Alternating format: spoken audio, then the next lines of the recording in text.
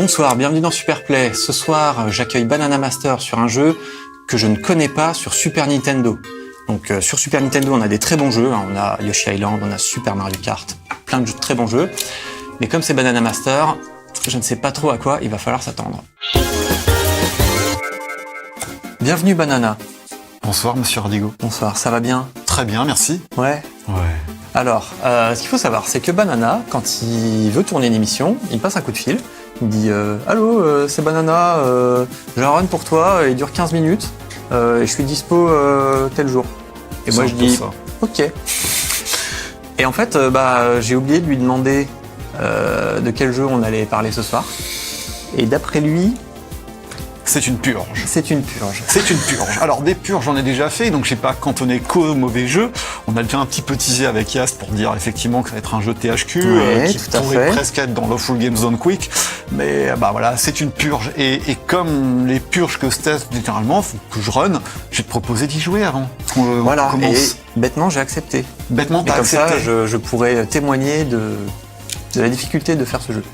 Chers amis, il ne sait pas encore à quoi il va jouer. Donc, je vais vous le présenter. Attendez que je trouve la cartouche. Bonjour, cartouche, où es-tu? Elle est quelque part. Ah non, elle est sur la console là-bas. Je vais vous sortir la boîte. Ma boîte. Il est là. Là, il vient de la boîte. Je l'ai vu. Home Alone 2, Lost in New York. Ah, le 2 en plus. Une merde. Ouais. Une merde. Mais en bon état. Très bon état. Version française. Version française. En plus, je suis sûr que ça coûte des sous, ça. Ah, bien sûr. Mon Dieu. Home Alone 2, Lost in New York, titre en anglais de Maman j'ai encore raté l'avion, est un jeu de plateforme sorti sur Super Nintendo en octobre 1992. Kevin McAllister y affronte de nombreux dangers. Les ennemis les plus faibles peuvent être vaincus à l'aide d'une simple glissade, comme les rats, les valises ou les chiens. Même s'ils sont peu résistants, ces ennemis restent dangereux de par leur positionnement aléatoire. En ce qui concerne les autres types d'ennemis, Kevin devra être armé pour les affronter. Il peut se servir d'un collier, d'un fusil à flèche qui permet d'immobiliser temporairement des ennemis humains, une arme de poing volante qui peut venir à bout de ces mêmes ennemis et enfin une arme de poing super vol qui peut détruire plusieurs ennemis le long de sa course.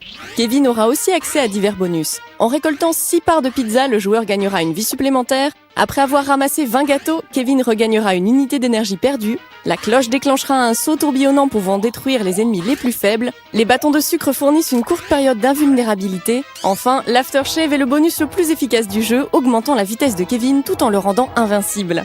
Aujourd'hui, Banana Master va tenter un speedrun sur ce jeu. Va-t-il réussir à se sortir des griffes de Marvin et Harry et pour une fois faire en sorte que Kevin ne soit pas à la traîne ? Donc nous y voilà. Je lance le jeu tout de suite ou on regarde l'intro? Ah non, regarde pas l'intro, elle n'a pas besoin d'être vue. Lance le jeu, puis cette cinématique, vous la verrez pas plus que ça. Tu peux la couper avec Start, donc. Oui. Alors déjà, mea culpa. Je tiens à le dire, je n'ai vu aucun film Maman j'ai raté l'avion. Donc je ne pourrais pas vous dire pourquoi je joue à ce jeu aujourd'hui à part ça. Je ne pourrais pas vous expliquer pour l'histoire, pour le reste, je n'en sais rien. D'accord. Donc je pourrais même pas te poser des questions sur le scénario, les... Non. Que dalle. Tu peux essayer, mais après, moi, tout ce que je connais, c'est ce jeu-là, par rapport à la série de films. Je sais qu'il y a d'autres chroniqueurs sur Internet qui ont parlé, genre la GDN, le JDG. C'est pas le problème. Ils en ont parlé de ces jeux. Ah, dommage, j'ai déjà perdu une vie. D'accord. Ah oui, il faut courir. Ah, oui, par exemple, c'est un peu mieux. Il y a des boutons. Ah oui, il y a des boutons. Oui, il y a des boutons. Je viens de m'éclater l'anus sur une table. Alors non, c'était une valise mouvante. Alors dans ce jeu, il y a plein de choses normales. Donc déjà t'as perdu ta première vie comme plein de gens sur juste le premier réceptionniste. C'est un réceptionniste. C'est pas un des. Parce que il y a deux méchants qui courent après le gamin. Là, j'ai pas d'arme. Je sais plus comment. Il y en a deux qui te courent après. Là, tu te fais attaquer par une mamie qui saute avec un parapluie. Tout est normal. Effectivement, c'est une valise. Et là, par contre, au niveau d'enregistrement, il y a un gars qui te lance des bombes à la gueule. On le voit peut-être pas, mais en fait, ce type, il lance des bombes. Est-ce que vous connaissez beaucoup d'hôtels où il y a un gars qui vous lance des bombes dessus? Oui. Non. Tu peux rentrer dans la porte, là, tu as la porte bleue qui est derrière toi, parce que c'est un type que je montrerai pas, là, tu peux rentrer dedans. Alors lui, c'est un détective qui t'a attrapé, dommage, t'as à nouveau perdu une vie. Merci beaucoup. De rien. Alors là, tu n'as qu'une seule munition avec ton magnifique collier, qu'on verra pas. Et alors en haut, tu vois, dans le truc de vie, là, on voit aussi que t'as récupéré une part de pizza. Merde. T'as pris un dégât. Oui, alors ça peut glisser, il y a aussi des sauts qui sautent. Des sauts, oui. Il y a des sauts qui sautent. Je rappelle. C'est de la bouffe, je crois que c'est des bonbons. Alors, c'est plus ou moins le mid-boss du niveau 1. Le pervers. Comment t'as fait le pervers derrière? J'ai jamais vu ça avant. Game over, désolé. Game over par pervers, quoi. Ouais, alors, Ok. est-ce que ça te suffit comme expérience Ouais. sur ce jeu? Ça Complètement. suffit. Alors, ça répond bien.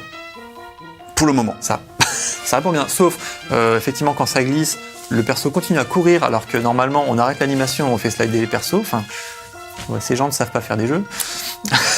C'est, je pense, un des jeux les moins pires de chez THQ, sachant que THQ, c'était ceux qui ont fait vraiment des jeux finis à la pisse, voire à moins. Donc, Home Alone 1, ici présent, est sorti au Japon. Home Alone 2, ils n'ont pas osé le sortir au Japon, et je pense que c'est normal. Je pense qu'ils ont bien fait. Voilà. En plus, il est pas beau, Malone 1. Hein. Non, mais on s'en fout du 1, c'est juste là pour décorer. Hein. Aujourd'hui, on s'intéresse au 2, Lost in New York. D'accord. Donc, juste avant qu'on commence, pourquoi le 2 et pas le 1?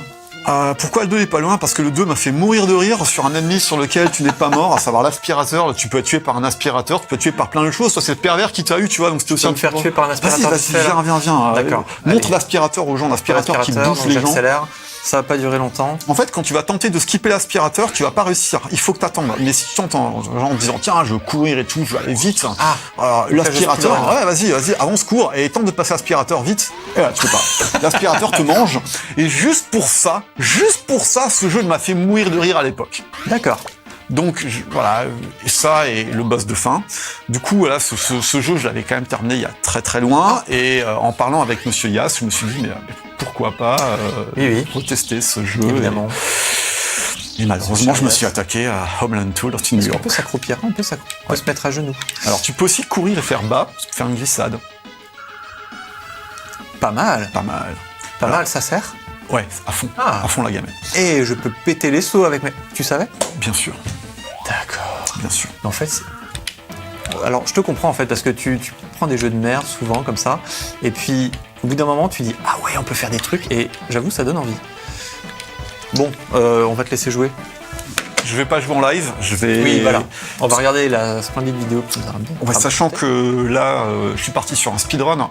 C'est un jeu qui a 4 niveaux, plus un boss de fin, donc ça va être très court. Ouais. Sachant que à l'heure actuelle, il y a un leaderboard. Il y a un leaderboard sur lequel il y a juste 3 joueurs qui ont joué. Voilà. Ils ont tous joué sur la version américaine du jeu, qui allait sortir en octobre 92. Et le leaderboard, les temps actuels, au jour où on enregistre, hein, le premier il a 11 minutes 08, le dernier il a 12 minutes 14. C'est 3 acharnés. Voilà, peu importe. Ouais. Je vais pas vous dire mon objectif, ni le temps que j'ai fait. D'accord. Mais à l'heure actuelle, sur le leaderboard officiel, c'est ce qu'il y a. D'accord. Eh bien, on va lancer la vidéo tout de suite. Pas de problème. Ok, c'est parti. Hop.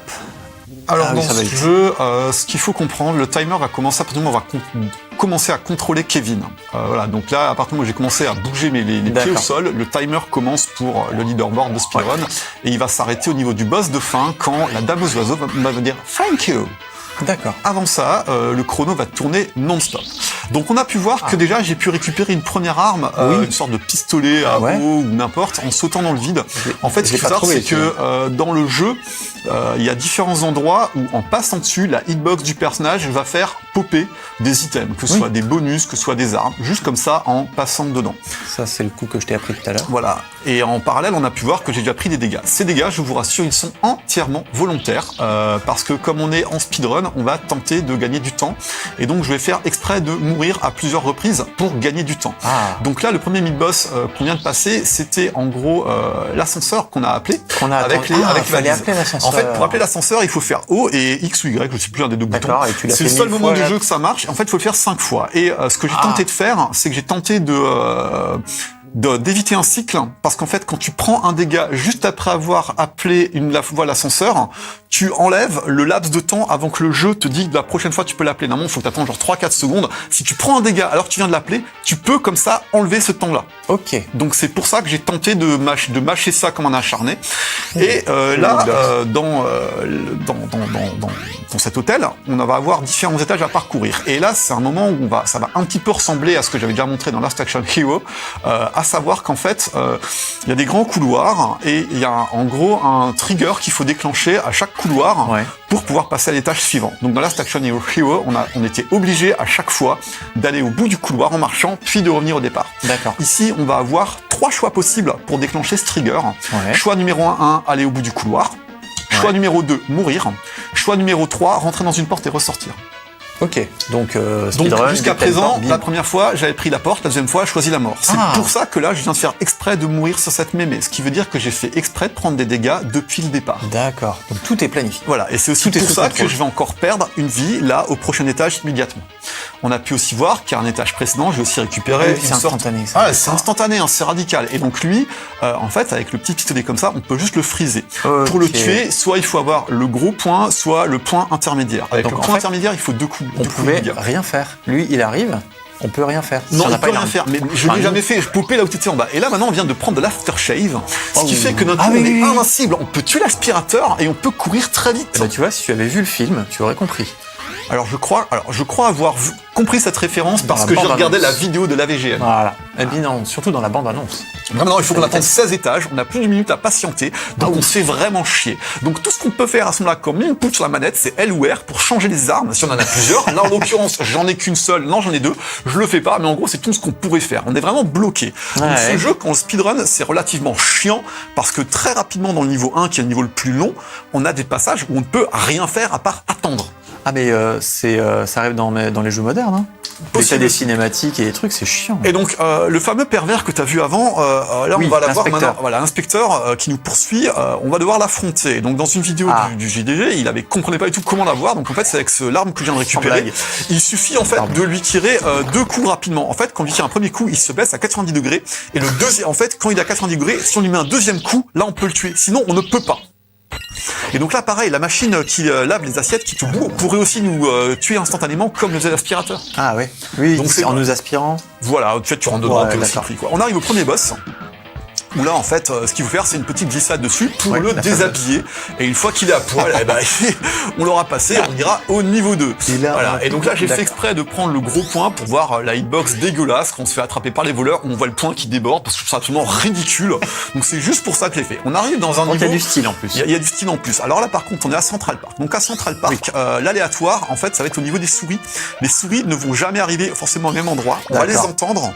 Et donc, elles font des allers-retours. Voilà, elles font des allers-retours. Elles peuvent faire n'importe quoi, tout comme les chauves-souris. Par contre, les mecs qui sont derrière, on a pu voir que j'ai sauté au-dessus de certains, ceux qui étaient en bas, les bruns, et par contre ceux qui étaient en noir au-dessus, je leur tirais dessus pour les stunner, pour les immobiliser, et du coup à ce compte-là, je pouvais traverser, parce que oui, je suis en speedrun, donc oui, je vais aller vite. Alors je peux prendre des dégâts, mais alors les chauves-souris, là, voilà, le coup que je viens d'avoir à l'instant, il était inévitable. Si maintenant je suis en speedrun, je ne peux pas faire autrement que de faire. C'est que les chauves-souris, des fois, tu vas prendre aucun dégât juste en courant normalement, et des fois tu vas quand même en prendre. Donc là, je tente un setup où j'essaie d'aller vraiment très très très vite. Et donc au bout de 100, alors il y a plein de choses qu'on n'a pas vu dans ce niveau qui servent à que dalle. Oui, maintenant, il y avait des escaliers. On a pu voir que j'ai pris le gros point, et en fait là, je viens de dégommer un oiseau que vous n'avez pas vu, qui était à gauche de l'écran, qui lui en fait va faire des vagues. Et si on ne le tue pas, il va continuer à venir perpétuellement durant les 3 phases sur la dame aux oiseaux.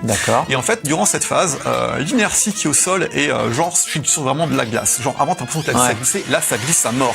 Et donc pour éviter que ça glisse, la seule solution qu'il y a pour vraiment stopper le personnage, c'est faire des sauts.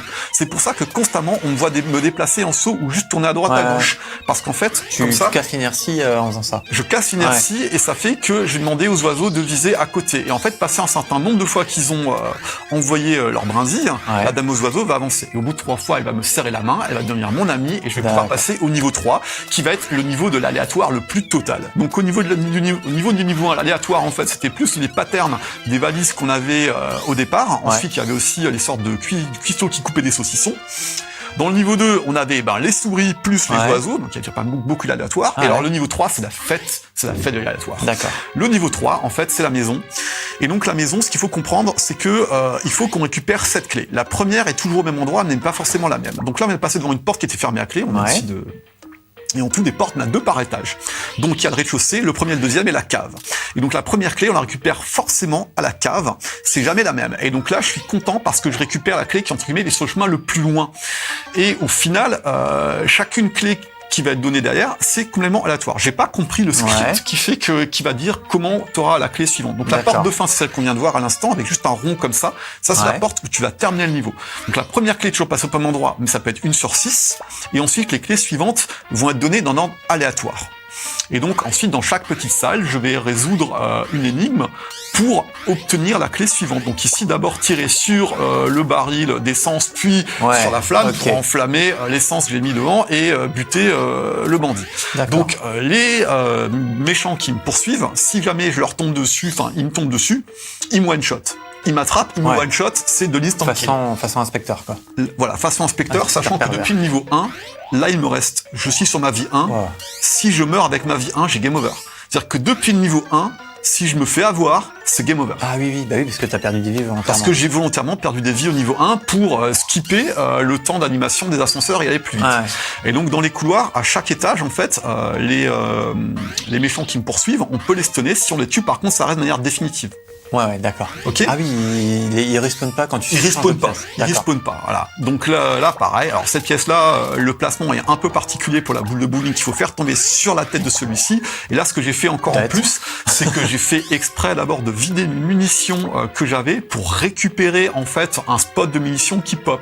Parce qu'en fait, dans le jeu, quand t'as plus de munitions, il y a des endroits où il va t'en redonner parce que t'es obligé d'en avoir pour pouvoir résoudre certaines énigmes. Alors là, pousse la bougie vers la petite fissure qui est dans le mur pour mettre feu, pour ensuite lancer l'enclume, qui va taper le méchant, qui donne la clé. Ouais. Et donc là, ce qui se passe, c'est comme je t'ai expliqué au départ, t'as donc ce rez-de-chaussée, ce premier étage, ce deuxième étage, et là, au final, les clés, l'ordre dans lequel je les ai eues, c'est l'ordre idéal, parce qu'en gros, j'ai fait un magnifique S. J'ai pris celle qui était la plus loin, et après, j'ai pu vraiment faire un S comme ça, qui était sublime. Ce qui veut dire que d'un point de vue RNG, on ne peut pas faire mieux. Parce que j'ai quand même pas exactement compris. Enfin, c'est un labyrinthe, et donc du coup, j'ai du mal à me repérer, mais j'ai pas vu comment les clés pouvaient être placées ailleurs ou quoi. En fait, c'est dans chaque salle, la clé qu'on te donne, elle est aléatoire. Ouais. C'est-à-dire qu'au début, t'as une chance sur 6, puis une chance sur 5, puis une chance sur 4, puis une chance sur 3, puis à la fin, et en fait, tu l'as eu à chaque fois. Et en fait, à chaque fois, j'ai commencé par la clé la plus loin, et ensuite, j'ai fait celle qui était à le même étage, mais à l'opposé. Et ensuite, j'ai descendu juste d'un étage rapidement. D'accord. Là, pareil, le coup de stopper l'inertie, c'est ce que j'ai fait quand j'étais là-haut, où j'ai fait un saut pour stopper sur la rampe et descendre pile poil entre les deux. Si j'ai fait ça, c'est que d'habitude, derrière, les chauves-souris font que d'habitude je prenne le moins de dégâts. Là, ça n'a pas été le cas. Donc les dégâts que j'ai pris au début de ce niveau, j'en ai un peu rien à faire, parce que ce niveau est très scripté, et on va voir que le CPU triche. Enfin, là, j'ai déclenché encore un aftershave, et maintenant je suis poursuivi. Non, dans le mur. Et donc là, je suis poursuivi par un méchant qu'on va peut-être voir sur le bord on l'aperçoit difficilement sur le bord gauche. Et en fait, on voit que le jeu a du mal à faire afficher parce que j'allais trop vite par rapport à l'invincibilité que j'avais encore. Voilà. Donc lui, pareil, il marche toujours comme un zombie. Et il apparaît, mais il se fait... En fait, il te poursuit tout le long du niveau. Tout le long du niveau, il te poursuit. Pareil, ce que j'ai récupéré de la sorte de lance-flamme, c'était juste pour mettre feu à la corde qu'il y avait à côté. Je ne voulais surtout pas faire ça parce que ça aurait fait une animation beaucoup trop longue que je ne veux pas voir en speedrun, qui sert à rien. Donc, dans le jeu, en fait, il y a plein d'items cachés qui servent à que dalle, pour faire des... Il y a pas de continu. On peut gagner des vies directes, on peut gagner des parts de pizza pour faire des vies, on peut gagner plein de choses, mais je ne les montre pas. Et donc là, on arrive au boss de fin. Alors, le boss de fin, il faut monter tout en haut, taper l'étoile bleue, et maintenant on déclenche la dame aux oiseaux, et maintenant il y a un bouton de la manette, je sais plus X ou Y, l'inverse de celui-là qui servait pour l'ascenseur, qu'il faut qu'on appuie pour lancer une sorte de noix sur les méchants cambrioleurs. Et il leur faut 3 noix pour ensuite être attrapés par les oiseaux. D'accord. Donc au début ils pop, les deux sont en bas, et après au fur et à mesure, faut que tu les emmènes vers le haut, et une fois que tu as mis les 3 dégâts aux 2, il y a encore un temps d'animation où Kevin va être emmené par les oiseaux d'abord vers le bas, puis vers le haut, et une fois que tu vas voir ton arme disparaître en haut et que la dame va te dire thank you, ça va être là la fin du timer. Parce que tu peux plus faire d'input. Parce que en fait là tu peux encore faire LWR par rapport aux inputs que tu peux faire pour changer d'arme. Donc tout ce temps-là, c'est un temps de jeu que je ne peux rien faire, mais qui compte dans le temps du speedrun. Parce que t'as LR qui sont actifs. Exactement. Et tant qu'en haut on ne me dit pas thank you, je ne peux absolument rien faire. Le temps continue de courir. C'est ultra long, hein. Et tu pourrais pas te mettre en bas. Voilà. Maintenant, on me dit thanks, on a sans thanks, pas thank you. Et là, maintenant, d'accord, là, c'est bon, là, timer. Timer terminé. D'accord. Et t'as essayé de te mettre en bas, de remonter, C'est pareil, en fait. Le temps est identique. Le temps est identique. Mon cinématique de fin qui sert à rien. Donc, au final, le temps qu'on vient de voir, il est entre 10 minutes 55 et 10 minutes 56. C'est précis. C'est... Voilà, entre les deux. De mémoire, c'était 11 minutes Alors, sur le leaderboard, le premier, pour le moment, était à 11 minutes 08. C'était un Américain qui s'appelle Iceplug. J'ai regardé ses vidéos. Il s'est suicidé depuis? Non, mais alors, déjà, il en avait marre du jeu aussi. Alors, sa vidéo, on peut aller la voir sur Twitch. Il chante durant certains moments. C'est assez rigolo. Par contre, il a pas forcément toutes les mêmes techniques que moi, dans le sens où il va pas mourir autant de fois au niveau 1 pour gagner du temps. Ouais. Dans le niveau 1, moi, c'est vrai que je perds toutes mes vies pour skipper certaines parties. Ah, mais ça doit faire la différence, hein. Et la vraie différence, c'est qu'il a pas l'aléatoire que j'ai reçu au niveau 3 dans la maison. Ça, c'est vraiment le meilleur aléatoire possible. Alors, j'ai cherché à le comprendre parce que on dit toujours aléatoire, mais quelque part, ça doit être scripté dans un code pour dire qu'est-ce qui fait que d'abord on donne cette clé, puis celle-ci, puis celle-là, puis celle-ci. Et c'est forcément... J'ai cherché que ce soit par rapport au score, par rapport au positionnement, par rapport aux munitions qu'on a, par rapport aux armes qu'on a. J'ai pas trouvé de logique. Je dis pas qu'elle n'existe pas. Il y a une variable qui fait que ça doit pas changer. Voilà, et je l'ai pas trouvé. Ouais. Je l'ai pas trouvé. Compliqué. Voilà, je l'ai vraiment pas trouvé. Donc ce jeu, n'y jouez pas, hein, même si c'est un des moins pires des THQ, n'y jouez pas. Vous économisez un peu de temps de votre vie. Il est pas impossible du tout. Ouais, mais honnêtement, il y a des bonnes idées. Là, je me fais un petit peu l'avocat du diable. Je suis pas comme ça d'habitude. Hein. La réception de la presse à l'époque, quand même, il faut s'en souvenir. Donc, comme j'ai dit avant, il est sorti en octobre 92 aux États-Unis. Donc, moi, j'ai cherché un peu dans les archives. J'ai trouvé 3 magazines français qui l'ont testé en version import. Donc, j'ai trouvé ça dans Super Power numéro 5 de janvier 93. Il était noté à 63%. Je l'ai trouvé dans Joypad de décembre 92. Il était noté à 68%. Et dans Console Plus décembre 92, il était noté à 79%. Et double page. Attention. Double page. Donc ça, on peut le trouver sur Internet, c'est pas un problème. Voilà. Après, à l'époque, il y avait vraiment déjà bien mieux. Et jouabilité 95, qu'est-ce que je te disais? Jouabilité, ça va. Franchement, ça après, le jeu, au niveau de difficulté, j'ai envie de dire, il est encore à peu près honnête parce que il te donne envie de continuer. Même si t'as des game over en boucle, il te dit, t'as l'impression que tu peux faire mieux parce que la jouabilité. Franchement, on maîtrise le personnage. Voilà ça. On maîtrise le personnage. C'est plaisant. C'est plaisant. Après, il y a plein de bonus qui font qu'on peut vraiment facilement s'en sortir. On peut manger plein de parts de pizza, on peut trouver des vies complètes, on peut trouver des bonbons, on peut trouver d'autres choses. Là, j'ai pas montré ça parce que j'étais vraiment en mode speedrun. Je veux le minimum. Je veux le minimum. Et du coup, est-ce qu'on peut voir tout ça? Alors on peut le voir sur une chaîne de partage de vidéos chez moi et j'ai ramené un petit bonus. J'ai ramené un petit bonus parce qu'en fait dans le jeu il y a un glitch qui a été découvert par plein de gens et que j'ai aussi ramené en vidéo. Magnéto Serge, s'il te plaît, lance la deuxième vidéo. Donc dans ce petit bonus en fait je vais commencer à expliquer ça. C'est alors ce glitch, on peut le déclencher de différentes manières. En fait, d'après ce que j'ai cru comprendre, c'est du buffer underflow. Donc, je ne saurais pas forcément. Ouais, underflow, donc la valeur en dessous. Donc, en gros, quand on meurt et qu'en même temps on fait une autre action, on déclenche un glitch qui fait que derrière on va avoir énergie infinie. Donc, pour déclencher ce glitch, moi, ça m'est déjà arrivé de déclencher à plusieurs endroits différents. Ça pourrait être en passant une porte, ça pourrait être en tuant un ennemi, ça pourrait être juste en mettant un coup à un ennemi. Et donc, derrière, une fois que ce glitch est activé, pour le désactiver, il faut éteindre la console.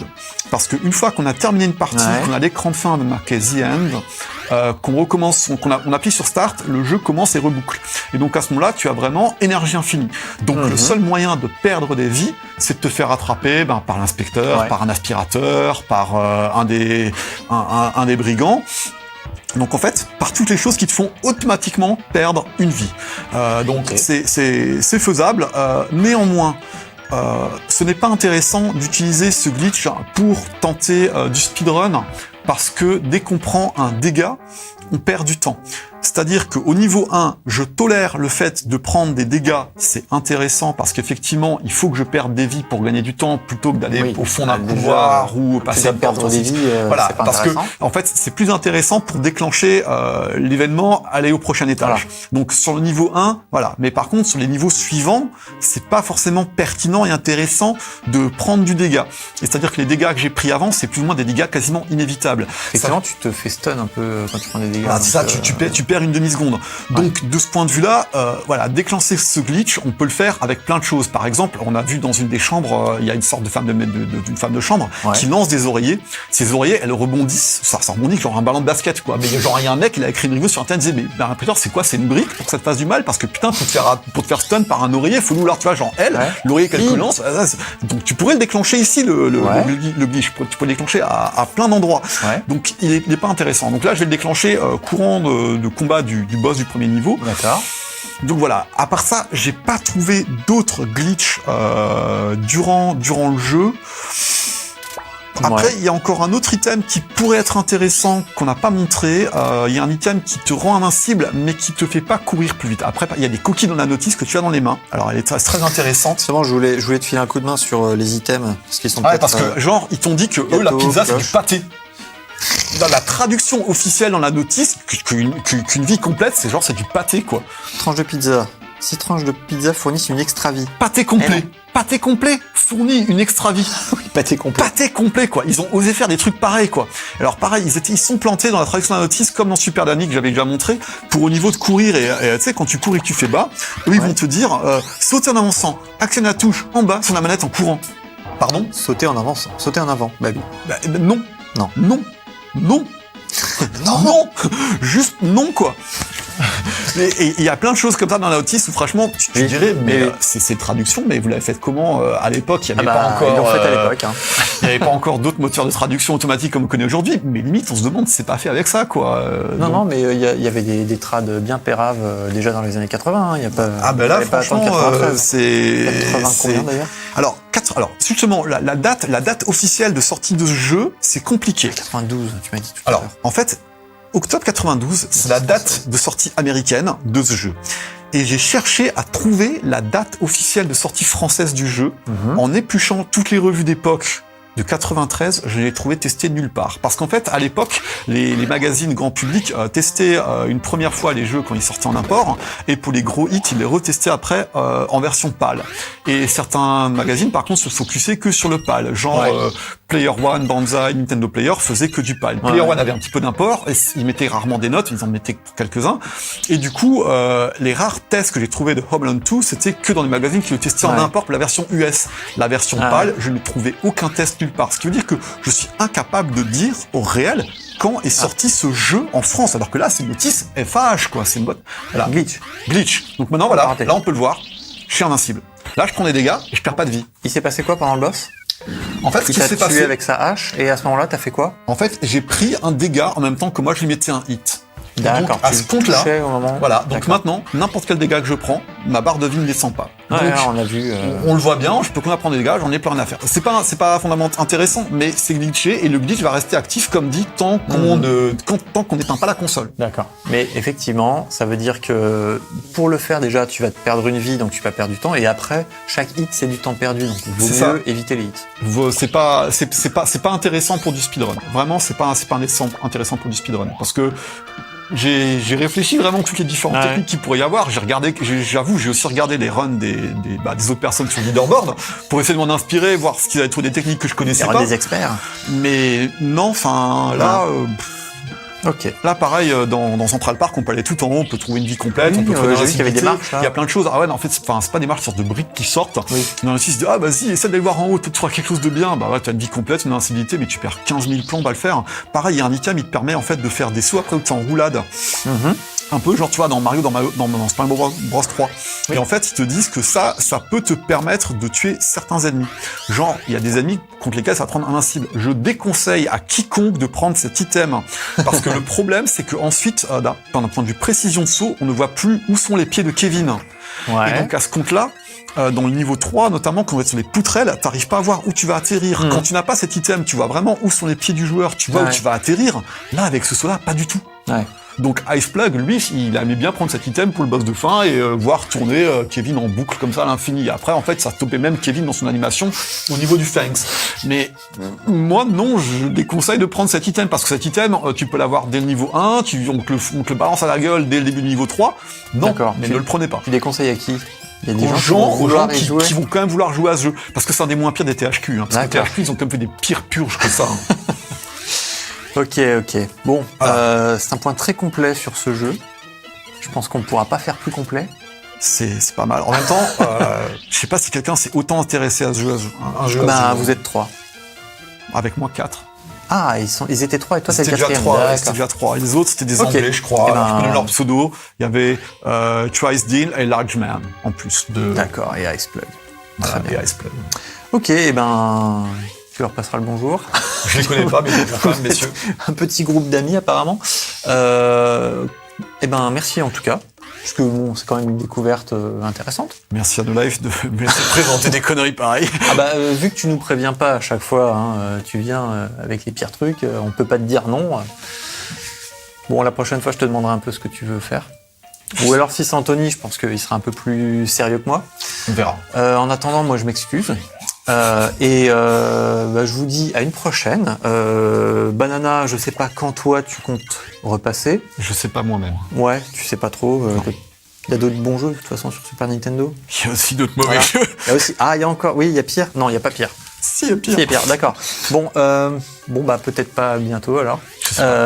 Et puis, moi, je vous retrouve prochainement quand Genshi Tony me laissera la place, gentiment.